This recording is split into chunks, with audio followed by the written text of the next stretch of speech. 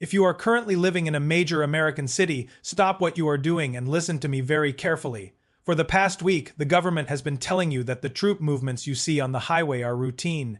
They have been telling you that the checkpoints are for safety. They have been telling you that the emergency alerts on your phone are just glitches. Tonight, we are putting an end to the lies. We have obtained commercial satellite imagery taken less than 6 hours ago over the metropolitan areas of Chicago, New York, Dallas, and Atlanta. These images do not show a drill. They do not show a training exercise. They show a siege. The images, which we are sharing with our private network to avoid censorship, clearly show the positioning of heavy armored brigades at key choke points surrounding these cities. We are talking about M1 Abrams tanks, Stryker vehicles, and rapidly deployable concrete barriers being set up on all major outbound interstates. But here is the terrifying detail that the mainstream media is ignoring. The guns on these tanks are not pointing outward, towards a foreign enemy. They are pointing inward, towards the city, towards you.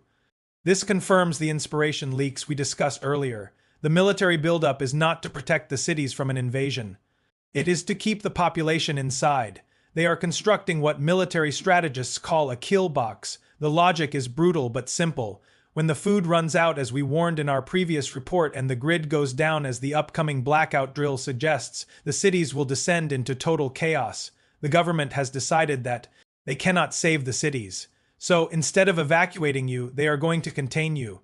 They are going to let the cities burn themselves out while they protect the suburbs and the rural zones where the resources are. You are being fenced in to face the collapse alone. But the physical wall of tanks is just one layer of this trap. We also need to talk about the unnamed agency that has just been granted unprecedented power. Yesterday, a new executive order was quietly signed. It didn't make the front page of the New York Times. It was buried in the Federal Register. This order authorizes the creation of a joint domestic task force that merges elements of FEMA, DHES, and the military into a single command structure. This new agency has the authority to override all state and local laws. Your governor cannot help you. Your sheriff cannot help you. This agency answers only to the executive branch, and their mandate is continuity of government at all costs. What does at all costs mean for you? It means that your civil rights are now secondary to national security. Under this new order, this agency has the power to seize essential resources from private citizens. If you have a generator and they need it for a command post, they can take it. If you have a stockpile of food that they deem excessive, they can confiscate it for redistribution. We are hearing reports that they are already scouting warehouses and large farms, cataloging assets for seizure. This is not socialism. This is theft at gunpoint, legalized by a piece of paper signed in a dark room. And how will they manage this population control? This brings us to the third pillar of their plan, the new digital ID system that just went live without warning. You might have noticed a prompt on your phone to update your wallet app or your state ID app, or maybe you tried to log into your bank account and were asked for a new biometric scan. This is not a coincidence. This is the rollout of the Freedom Pass. The satellite imagery shows us the tanks, but the digital ID is the invisible chain. Our sources inside the tech industry are telling us that this new system is designed to control movement. If you try to pass through one of these military checkpoints we see on the satellite maps, you won't just need a driver's license. You will need a green status on your digital ID. What determines your status? Everything. Your vaccination history, your social media activity, your credit score, and your civil obedience rating. If you have been posting anti-government misinformation like sharing this video, your status could be flagged as red. A red status means you are denied travel, you are denied fuel, you are essentially grounded. We are seeing reports from beta test zones where people with red status are being denied entry to grocery stores. Imagine standing in line for bread, finally getting to the front, and having the scanner beep denied because you exercised your First Amendment rights online. This is the Chinese social credit system, imported to America, and rebranded as public safety. Now let's connect this to the nationwide blackout drill that documents reveal is scheduled for next month. Why schedule a drill when the grid is already failing? Because it's not a drill, it's a dress rehearsal for the main event. The military buildup we see on satellite is the positioning for when the lights go out permanently. They know that when the grid fails, the first 72 hours are critical. If they can keep the population contained in the cities during those first 3 days, they believe they can manage the fallout. They are preparing for a black sky event where the only light comes from the fires of rioting cities. We are also receiving disturbing information about the emergency broadcast system. You may have noticed that tests are now happening daily, not weekly, and they are happening at odd hours 3:00 a.m., 11 o'clock p.m. Why? They are desensitizing you. They want you to get used to the jarring sound of the alert so that when the real one comes, the one that announces martial law or a nuclear launch, you might hesitate just long enough to be trapped. Or, more sinisterly, they are testing the override capacity. Modern EBS isn't just a sound on your TV, it has the ability to remotely turn on your phone, to push audio through your device even if it's on silent. They are testing their ability to reach into your pocket and give you orders. The convergence of these threats, the tanks on the perimeter, the digital ID in your pocket, and the secret agency in Washington creates a picture of total totalitarian control. They are scared. They know the financial system is dead. They know the people are angry, and they know they cannot govern by consent anymore. So they are preparing to govern by force. Let's go back to the satellite imagery because the details are critical for your survival strategy. The images show that the primary blockades are on the interstates. I-95, I-80, I-10. These are the arteries. If you plan to bug out using these roads, you are driving straight into a trap. You will be stopped, processed, and turned back. However, the imagery also shows gaps. The smaller state highways, the farm roads, the old rail lines, these are currently unguarded. But the buildup is fast. Every hour that passes, another secondary road is blocked. If you are seeing this and you are still in the city, you have a decision to make tonight, not tomorrow. Tonight, you are living inside a closing cage. The tanks are the bars, the digital ID is the lock, and the executive order is the key, which they have thrown away. The unusual military buildup is also accompanied by unusual construction activity.